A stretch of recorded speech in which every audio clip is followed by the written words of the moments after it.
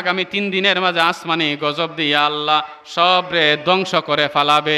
ইউনুস পয়গম্বর যখন এই ঘোষণা দিলেন, বড় বড় নেতা খেতা 1 লিডার 5 লিডারেরা ইউনুস নবীরে সম্বোধন কইরা একজন আরেকজনরে ডাকিয়া কয়, ও দোস্ত, ও আমার বন্ধু, ও চাচা, ও ভাই সাহেব, তাকায়া দেখো, ইউনুস নবী বলে আগামী 3 দিনের মধ্যে বলে আসমানি গজব আসবে। আসমানি গজব আবার কি? ইউনুস নবীর লইয়া মস্কারি করে, তামাশা করে। আওয়াজ দিয়া বলুন নাউজুবিল্লাহ। নবীর লইয়া তামাশা করে, মস্কারি করে, কয় গজব আইব। গজব আবার কি? মুসলমান ইমানদার,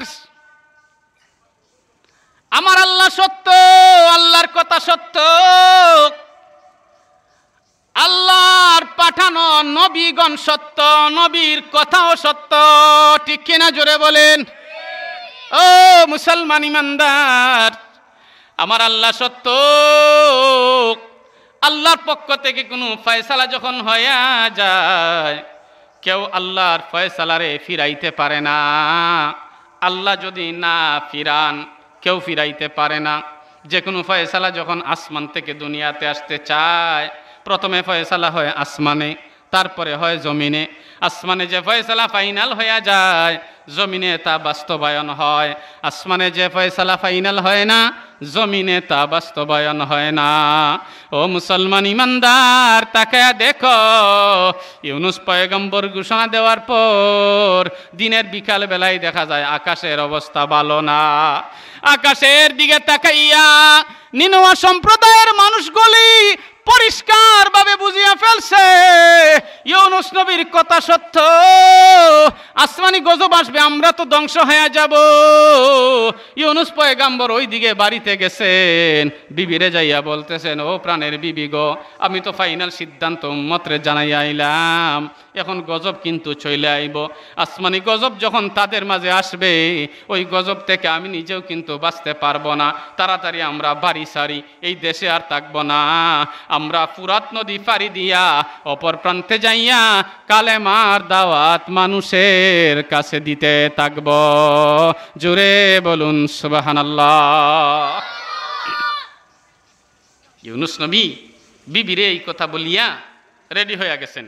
সাথে আছে দুইজন ছেলে সন্তান, ছোট ছোট 2জন ছেলে সন্তান আছে সাথে। ইউনুস নবী, উনার বিবি আর 2 ছেলে, কয়জন হইল? 4 জন। 4 জন ঘর থেকে বের হয়ে গেছেন, ফুরাত নদী পাড়ি দিয়া নদীর ওই পারে চলে যাবেন, কালেমার দাওয়াত মানুষের কাছে দিবেন। উদ্দেশ্য ভালো, কিন্তু আমার আল্লাহ বলে, ইউনুস পয়গম্বর, তুমি হইলে আমার পাঠানো নবী, আমার পাঠানো রাসূল। আমি তো তোমারে নবী বানাইয়া দুনিয়ায় পাঠাইলাম। কোনো কাজ করতে গেলে আমি আল্লাহর সিদ্ধান্ত জানার পরে করবে, আমি ওহী দিয়া জানাবো, তারপরে তুমি করবা। ইউনুস পয়গম্বর ওই জায়গাতে ওহীর অপেক্ষা করেন নাই, বরং ওহী আসার আগেই ঘর থেকে বের হয়ে গেছেন। ওহী আসার আগে ইউনুস নবী ঘর থেকে বের হওয়ার কারণে ইউনুস নবী কিন্তু কোনো ভুল করেন নাই, দোষ করেন নাই, কারণ সমস্ত নবীগণ মাসুম, সমস্ত নবীগণ নিষ্পাপ। জোরে বলুন ঠিক কিনা। নবীগণ নিষ্পাপ, নবীদের কোনো ভুল নাই, নবীরা গুনাহ করেন না। ওইখানে নবী যেটা ভাবছেন যে আল্লাহ বলছেন আসমানি গজব আইব, তা আইবই তো, সুতরাং আমি আগে এই গজব থেকে বাঁচার জন্য চেষ্টা করি।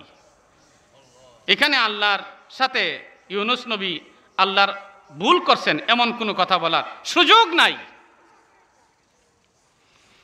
ইউনুস পয়গম্বর বিবি আর 2 সন্তানকে লইয়া ফুরাত নদীর কিনারে চলে গেছেন।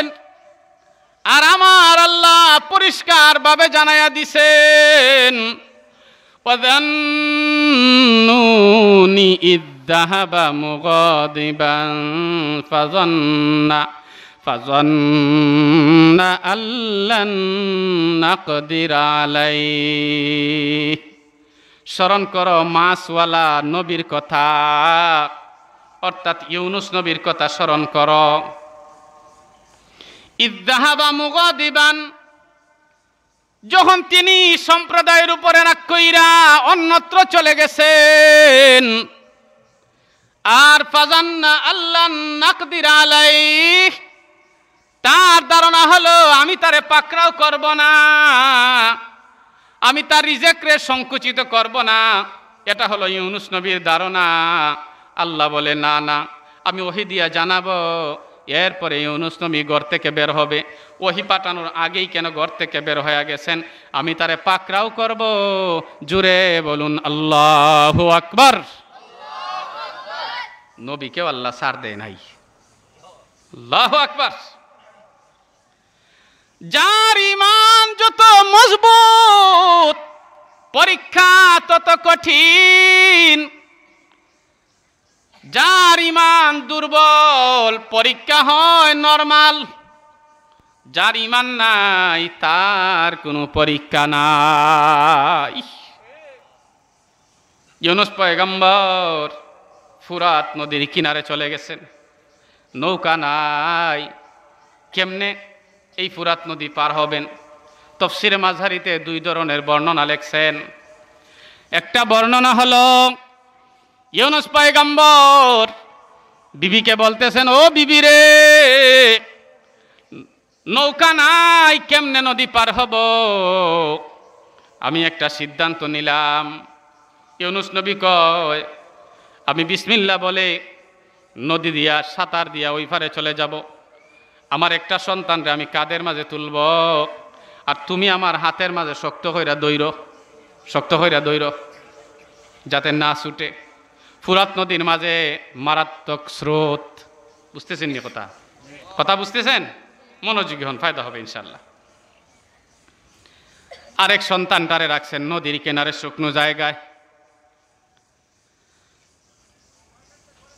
পানির মাঝে সাঁতার দিছেন।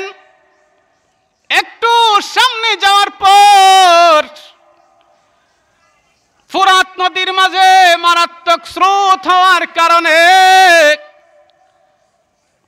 কাঁধ থেকে সন্তানটা পড়ে গেছে। কাঁধ থেকে সন্তান পানিতে পড়ার সাথে সাথে মারাত্মক স্রোত হওয়ার কারণে তাড়াতাড়ি বাসাইয়া অন্যত্র নিয়ে যাইতেছে। ওই সন্তানটারে ধরার জন্য এইভাবে ইউনুস নবী হাত বাড়াইছেন। হাত বাড়ানোর সাথে সাথে বিবি, ইউনুস পয়গম্বরের বিবির হাতটা ইউনুস নবীর হাত থেকে ছুটিয়া গেছে। ছুটার সাথে সাথে স্রোত অনেক দূরে বাসাইয়া লইয়া গেল। বিবি হারাইয়া, সন্তান হারাইয়া বেকায়দায় পড়ে গেলেন ইউনুস পয়গম্বর। সন্তান তো বাঁচাইতে পারবেন না, বিবিও বাঁচাইতে পারবেন না। এবার কি করবেন? মনে মনে ভাবতেছেন, হায় রে হায়, এত বড় কঠিন পরীক্ষা আমার মালিকের পক্ষ থেকে আমার উপরে চলে আসলো। আমাকে অবশ্যই পরীক্ষায় পাশ করতে হবে। পানির মাঝে থাকার পরে সিদ্ধান্ত নিলেন ইউনুস পয়গম্বর, না না, বিবি আর সন্তানকে ধরার জন্য আমি আর পিছনের দিকে যাইব না। ও মুসলমান ইমানদার, শুকনা যে ছেলেটা ছিল তারে বাঁচাইবার জন্য তারাও কইরা পানি থেকে শুকনায় ওঠার চেষ্টা করতেছেন। সন্তানের কাছে আসবার আগেই জঙ্গল থেকে একটা বাঘ যাইয়া ওই ছেলেটারে খাইয়া ফালাইছে। আওয়াজ দিয়া বলুন ইন্না লিল্লাহ। ইউনুস পয়গম্বর ওহী আসবার আগে ঘর থেকে কেন বের হইলেন?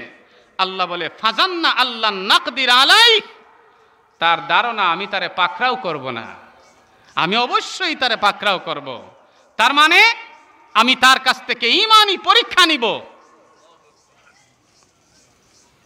ও মুসলমান ইমানদার, তাকায় দেখো, ইউনুস পয়গম্বর ফুরাত নদীর কিনারে ওইটা ভাবতেছেন, হায় রে হায়, আমি তো আমার উম্মতরে জানাই আসলাম 3 দিনের মাঝে আসমানি গজব আসবে। এখন যদি আমি আবার তাদের কাছে একা ফিরিয়া যাই, ওরা আমারে ধরবে, আমার সাথে বেয়াদবি করবে, মারপিট করবে। না না, আমি আর যাইব না, আমি নদী পাড়ি দিয়া ওই পারে যাইতেই হবে। নদীর কিনারে দাঁড়াইয়া রইছেন, ফুরাত নদীর কিনারে।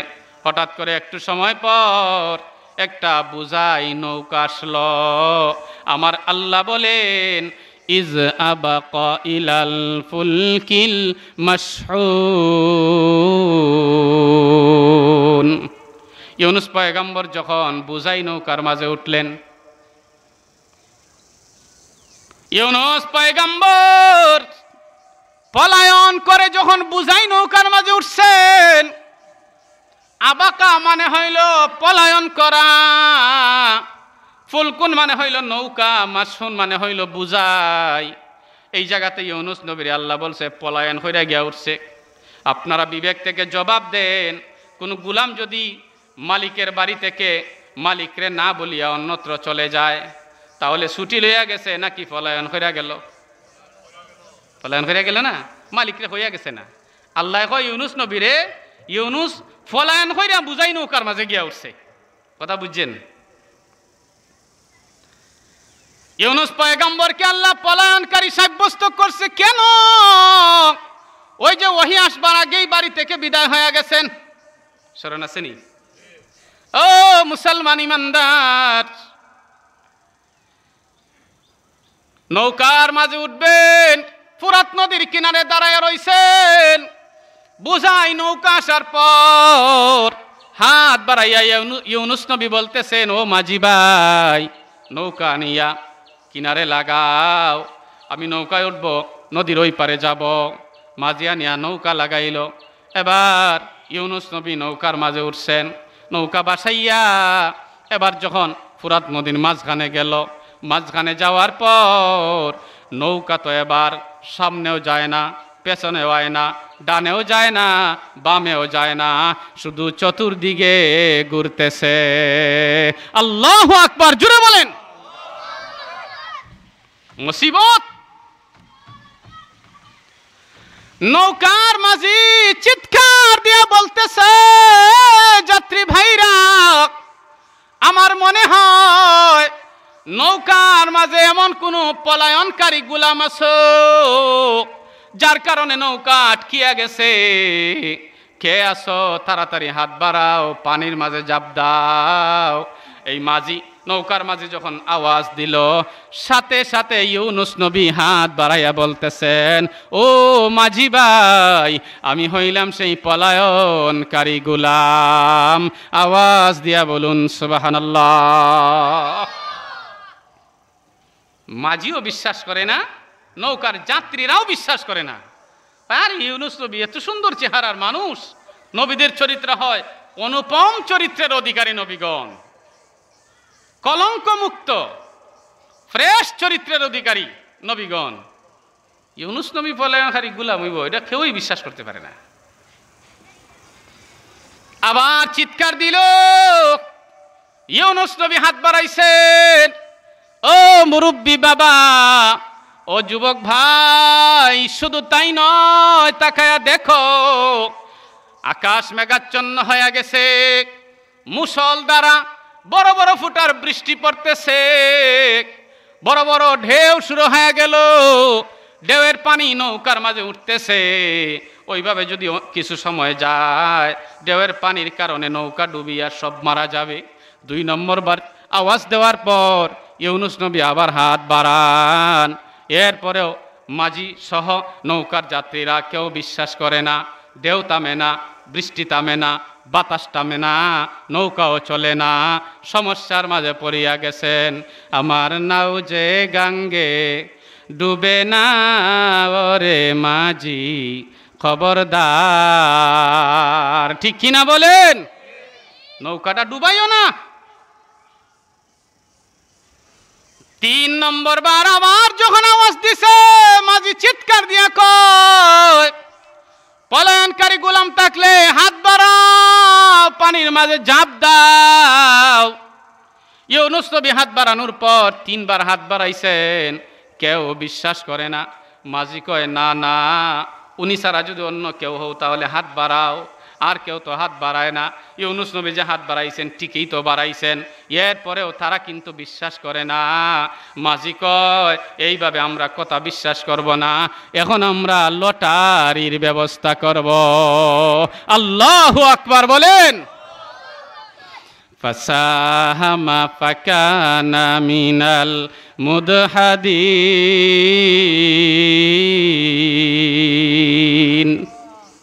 সূরা সফফাতে আল্লাহ বলেন তারা পরস্পরে লটারির ব্যবস্থা করলো। ফাকানা মিনাল মুদহাদিন, ইউনুস পয়গম্বর পরাজিত হলেন। সুবহানাল্লাহ বলেন। লটারি দেওয়ার পরে ইউনুস নবীর নাম উঠছে, তার মানে ইউনুস নবী পরাজয়বরণ করছেন। মা কথা ঠিক না? তাফসীরে মাযহারিতে লেখছেন একবার লটারি দেওয়ার পর ইউনুস নবীর নাম উঠল, এরপরেও কেউ বিশ্বাস করে না। আল্লাহু আকবার। তাফসীরে মাযহারিতে লেখছেন দুইবার লটারি দেওয়ার পর ইউনুস নবীর নাম উঠল, এরপরও বিশ্বাস করে না। 3 নম্বর বার লটারি দেওয়া হলো, ইউনুস নবীর নাম উঠার পর মাঝি এবং যাত্রীবাহীরা সব একেবারে সিদ্ধান্তের মাঝে পৌঁছে গেলেন। আর সন্দেহ নাই ইউনুস নবী নিজে 3 বার হাত তুললেন, লটারির মাঝে 3 বার নাম উঠছে। ইউনুস নবী পলায়নকারী গোলাম। মাঝি কয়, ও ইউনুস নবী গো, আপনি যদি এই মুহূর্তে পানিতে ঝাঁপ না দেন, আপনার কারণে কিন্তু সবাই ডুবে মারা যাব। আপনি এখন রেডি হয়ে যান, পানির মাঝে আপনাকে ঝাঁপ দিতে হবে। আমার আল্লাহ বলে, এ ফুরাত নদীর মাছ কোথায় রে, তাড়াতাড়ি অমুক জায়গায় দৌড়াইয়া যা, দেখবে একটা নৌকা আটকিয়া গেছে, কোনো দিকে যায় না। আমার একজন গোলাম, তার নাম হলো ইউনুস, সে পানিতে ঝাঁপ দিবে, সাথে সাথে তাকে তুমি তোমার পেটের ভিতরে গিলিয়ে আনিবা। আওয়াজ দিয়া বলুন সুবহানাল্লাহ। فالتقمه الحوت وهو مليم।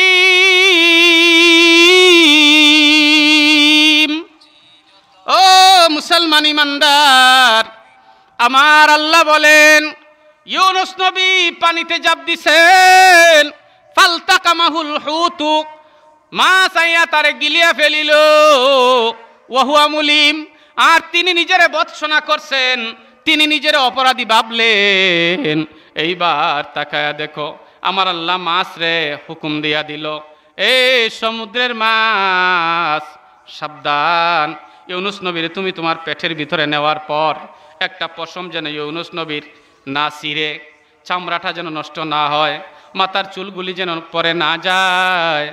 এই মাছ রে, যতদিন পর্যন্ত ইউনুস তোমার পেটের ভিতরে থাকবে, তোমার মুখটা বন্ধ করিও না, খোলা রাখবা, যাতে করে বাহিরের শ্বাস প্রশ্বাস ভিতরে যায়, আর ইউনুস নবী যেন মাছের পেটের ভিতরে থাকার পরেও কোনো কষ্ট না পায়। ও মুসলমান ইমানদার, তাফসীরে মাযহারিতে লেখছেন ইউনুস পয়গম্বর একাধারে মাছের পেটের ভিতরে 20 দিন ছিলেন। বেশিরভাগ উলামায়ে কেরামের মত হলো 40 দিন ইউনুস নবী মাছের পেটের ভিতরে রইছেন। এটা হলো শক্তিশালী কওল। 40 দিন পর্যন্ত ইউনুস নবী মাছের পেটের ভিতরে রইছেন। 40 দিন মাছের পেটের ভিতরে থাকার পরেও ইউনুস পয়গম্বর 1 সেকেন্ডের জন্য আমার মালিক রে বলে নাই। জোরে বলুন সুবহানাল্লাহ। মালিক রে বলে নাই। কত নিচে গেছে এই মাছ ইউনুস নবীরে পেটের মাঝে লইয়া, কত নিচে গেল। তাফসীরে মাযহারিতে 2টা বর্ণনা পাইছি। একটা বর্ণনায় আছে 6000 বছরের রাস্তা দূরত্ব নিচে চলে গেছে।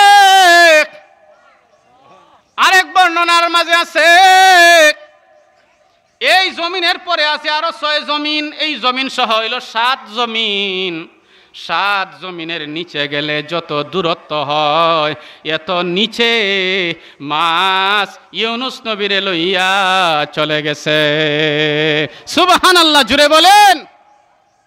চিন্তা করছেন, এত নিচে যাওয়ার পরে দুনিয়ার সমস্ত নেটওয়ার্ক ফেল, কেউ জানে না কোথায় আছেন, কোন অবস্থায় আছেন, কি করতেছেন, কেউ জানে না। আজ পর্যন্ত কোনো বৈজ্ঞানিক প্রমাণ করতে পারে নাই কোন জায়গাতে ছিলেন, কি কোন অবস্থায় ছিলেন, কি করতেছিলেন।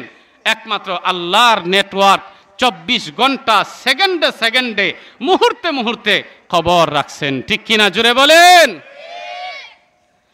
ফানাদা ফিজ্জুলুমাত আল্লাহ ইলাহা ইল্লা আনতা সুবহানাকা ইন্নী কুনতু মিনাজ জালিমিন। ফানাদা ফিজ্জুলুমাত, অন্ধকার সমূহের মধ্য থেকে ইউনুস পয়গম্বর ডাক দিছেন, জুড়ে ডাক দিছেন। নাদা ইউনাদি মুনাদিন মানে হইল বড় করে আওয়াজ দেওয়া, আওয়াজ করে ঢাক দেওয়া। ফানাদা ফিজ্জুলুমাত, অন্ধকার সমূহের মধ্য থেকে ইউনুস পয়গম্বর আল্লাহরে ডাক দিছেন। জুলুমাত আরবি শব্দ, আরবিতে জুলমাতুন মানে হইল অন্ধকার, জুলমাতুন এক বচন আর তার বহু বচন হইল জুলুমাত। জমে মন্নসে সালিম, জমে মন্নসে সালিম। জুলমাতুন এক বচন, জুলুমাত বহু বচন। ফানাদা ফিজ জুলমাতি আল্লাহ বলে নাই, আল্লাহ বলছেন ফানাদা ফিজ জুলুমাত, অন্ধকার সমূহের মধ্য থেকে ইউনুস পয়গম্বর ডাক দিছেন। তাহলে বোঝা গেল একটা অন্ধকার নয়, কয়েকটা অন্ধকার, ঠিক কিনা বলেন। কয়েকটা অন্ধকার। একটা অন্ধকার হলো মাছের পেটের ভিতরের অন্ধকার। যে মাছ প্রথমে ইউনুস পয়গম্বরকে গিলছে, ওই মাছকে আরেকটা মাছ আয়া গিলছে। কয় ফেটের অন্ধকার হইল? 2 ফেট না, 2 ফেটের অন্ধকার। আরেকটা হলো পানির অন্ধকার, আরেকটা হলো রাতের অন্ধকার। ইউনুস পয়গম্বর যখন পানিতে ঝাঁপ দিছেন ওই সময় ছিল রাত্র, এই হইল রাতের অন্ধকার। 4টা অন্ধকারের ভিতরে তাইকে আল্লাহরে ডাক দিছেন, লা ইলাহা ইল্লা আনতা, তুমি ছাড়া কোনো ইলাহ নাই। এইখানে লা ইলাহা ইল্লাল্লাহ বলেন নাই। ইউনুস নবী বলছেন লা ইলাহা ইল্লা আনতা, তুমি। তুমি বলে আপনজনকে, একদম কাছের মানুষকে বলে তুমি। ইউনুস পয়গম্বর বলে আল্লাহ গো, তুমি ছাড়া এই মুসিবত থেকে আমারে বাঁচানোর কেউ নাই, তুমি ছাড়া আমারে উদ্ধার করনেওয়ালা কেউ নাই, তুমি হইলা আমার আপনজন। লা ইলাহা ইল্লা আনতা সুবহানাকা ইন্নী কুনতু মিনাজ জালিমিন, তোমার পবিত্রতা বর্ণনা করছি ও দয়ার মালিক, আমি তো জালেমদের অন্তর্ভুক্ত হয়ে গেলাম। আমি কেন বাড়ি থেকে তোমার হুকুম না লইয়া বের হইলাম? আজকে আমি এত সমস্যার মাঝে পড়ে গেলাম গো আল্লাহ, তুমি যদি আমারে উদ্ধার না করো, কে আমারে উদ্ধার করবে? ও মুসলমান ইমানদার, এই আয়াতটাকে ইউনুসের আয়াত বলা হয়, আয়াতে কারিমা বলা হয়।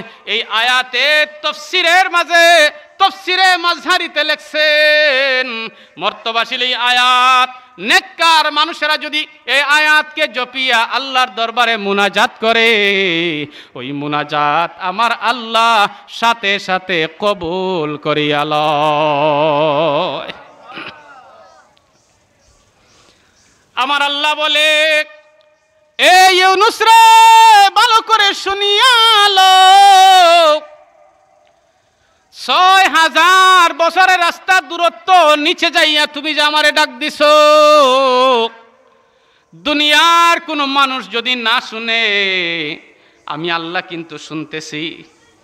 আমি আল্লাহ তোমার ডাক শুনলাম, জবাব দিব।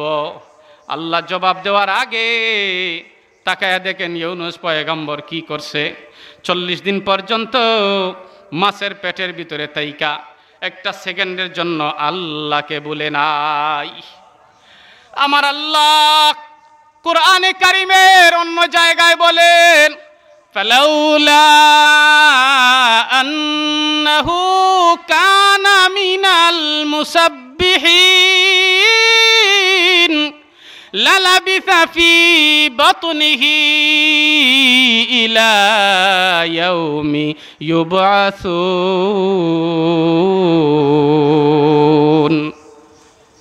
ইউনুস পয়গম্বর যদি মাছের পেটের ভিতরে তাইকা আমি আল্লাহর তসবিহ পাঠ না করত, মিনাল মুসাব্বিহিন তসবিহ যদি পাঠ না করত, তসবিহ পাঠ এই আয়াতের তফসির করতে যাইয়া মুফাসসিরিনে কেরাম তফসিরে মাঝহারিতে অনেক বর্ণনা করছেন। এর মাঝে দুই একটা আমি বলে যাই। তফসিরে মাঝহারিতে একটা বর্ণনা দেখলাম, মুফাসসিরিনে কেরামের মাঝে কেউ কেউ বলছেন মিনাল মুসাব্বিহিন আয় মিনাল মুসাল্লিন। ইউনুস পয়গম্বর মাছের পেটের ভিতরে থাইকা আল্লাহর নামাজ পড়ছেন। আওয়াজ দিয়া বলুন সুবহানাল্লাহ। ইউনুস পয়গম্বর মাছের পেটের ভিতরে থাইকা নামাজ পড়ছেন, সুবহানাল্লাহ। নবী যদি মাছের পেটের ভিতরে থাইকাও নামাজ পড়ে, আমরা তো গড়ে বৈশা থেকেও নামাজ পড়ি না। মা কথা ঠিক না? মিনাল মুসাব্বিহিন আয় মিনাল মুসাল্লিন।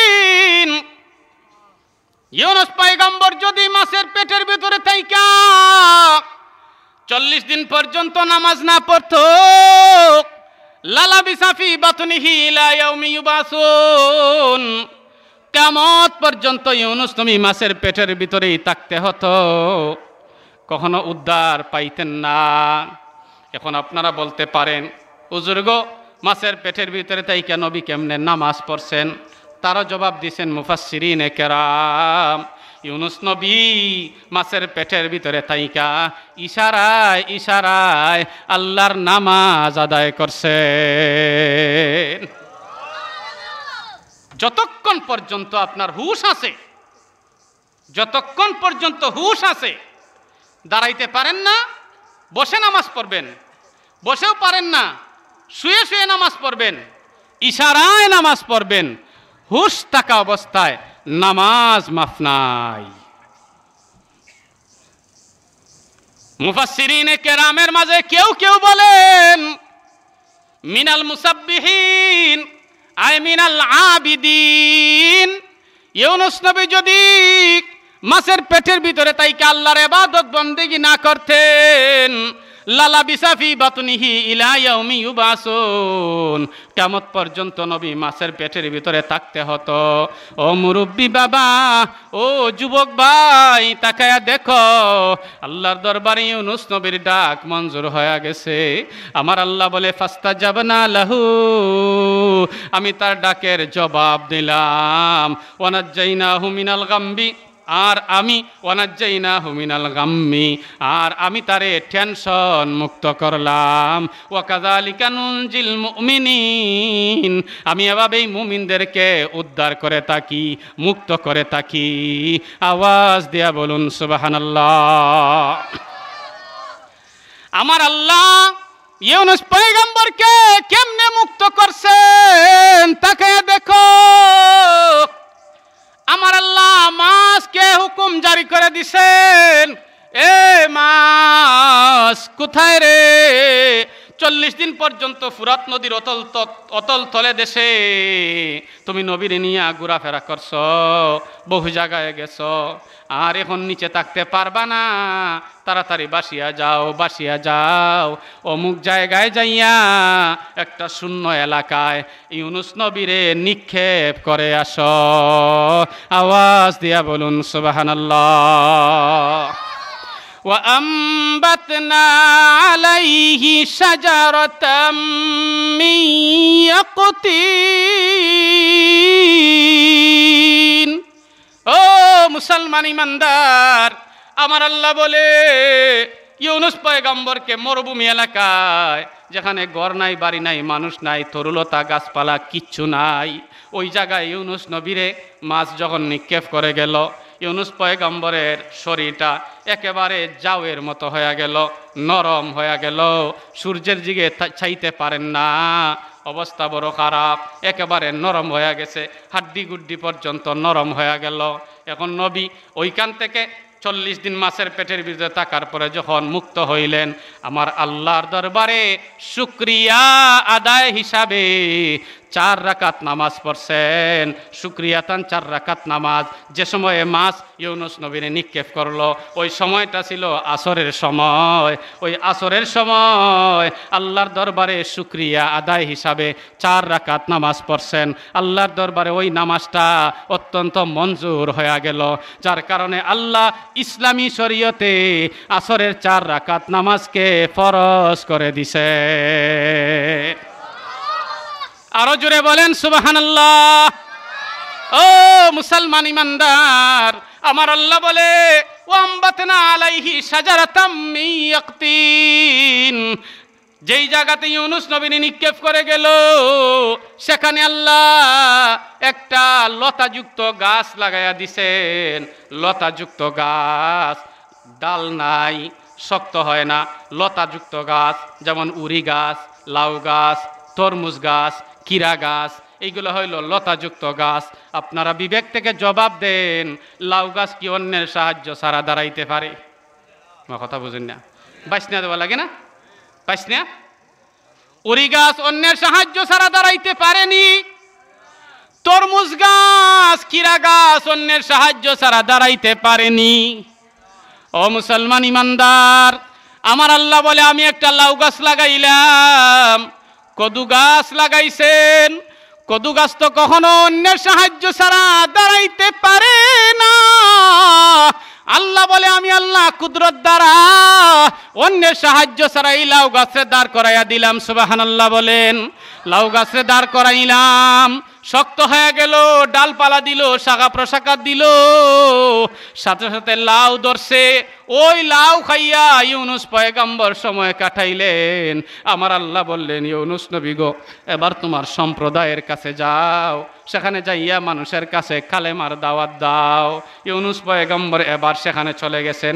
যাইয়া দেখেন ইউনুস পয়গম্বরের সম্প্রদায় তো অক্ষত অবস্থায় আছে, আসমানি গজব আসে নাই। আশ্চর্যের ব্যাপার, ঠিক কিনা জোরে বলেন? নবীর কথা তো সত্য, আমার আল্লাহর কথা সত্য। আসমানি গজব আসে নাই, ইউনুস পয়গম্বর সেখানে চলে গেলেন, আসমানি গজব আসে নাই। কেন আসে নাই? তাকায়া দেখো, আমার আল্লাহ বলেন ফাআমানু ফামাত্তানাহুম ইলাহিন। সূরা সফফাতে আল্লাহ বলছেন 3 দিনের মাথায় যখন আসমানি গজব নাজিল হবে, অবস্থা বড় খারাপ। এই নিনুয়া সম্প্রদায় তাদের সব মানুষের ডাক দিয়া বলছে, নেতা খেতারা ডাক দিয়া বলতেছে, আমার আত্মীয় স্বজনেরা, আমরার গোষ্ঠীর মানুষ কোথায় আছো রে?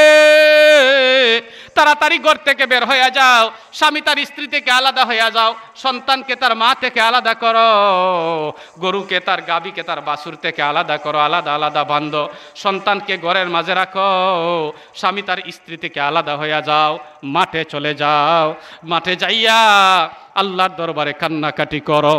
আল্লাহর দরবারে কান্নাকাটি ছাড়া কোনো উপায় নাই। আসমানি গজব আসলে আমরা কিন্তু নিঃশেষ হয়ে যাব, আমাদের 14 গোষ্ঠী পর্যন্ত অস্তিত্ব খুঁজিয়া পাওয়া যাবে না। এমনভাবে কান্নাকাটি করছে, নিনুয়া সম্প্রদায় চিৎকার দিয়া বলে, দয়ার মালিক, আমরা বুঝি নাই, শয়তানের দুকায় পড়িয়া তোমার দরবারে আমরা অপরাধ করে ফেলাইছি গো মাওলা। আমরা খালেসভাবে তওবা করলাম, যতদিন দুনিয়াতে বাঁচবো আমরা আর গুনার কাজ করব না, আমরা ঈমান আনলাম। আমার আল্লাহ বলে ফাআমানু, তারা তওবা করলো, আর ফাআমানু, তারা ঈমান আনলো। ফামাত্তানাহুম ইলাহিন, আল্লাহ বলে আমি তাদেরকে নির্ধারিত সময় পর্যন্ত দুনিয়াতে বাঁচবার অবকাশ দিলাম। কতদিন রইল? তাফসীরে মাযহারিতে লেখছেন 30 বছর পর্যন্ত ইউনুস পয়গম্বর এবং তার সম্প্রদায় বাঁচার সুযোগ পাইছেন। জোরে বলুন সুবহানাল্লাহ। আমরা নিজের জীবনকে শুদ্ধ করে নিব। আজকের মাহফিল থেকে তওবা করে আল্লাহর দরবারে আমরা সত্যিকার ইমানদার হয়ে যাব, খালিস মুখলিস মানুষ হয়ে যাব। আজকে থেকে তওবা করে ইমান শুদ্ধ করবেন, নেক আমল করবেন। রমজানে যেন একটা রোজাও না ছুটে, আল্লাহর গোলামি যেন ভালোভাবে করতে পারি। আল্লাহর হুকুম মানতে কারা কারা রাজি আছেন? হাত তুলি আল্লাহরে দেখান। আল্লাহ তুমি কবুল করো, জোরে বলি আমিন। ওয়া আখিরু দাওয়ানা আনিল হামদুলিল্লাহি রাব্বিল আলামিন। আসসালামু আলাইকুম ওয়া রাহমাতুল্লাহ।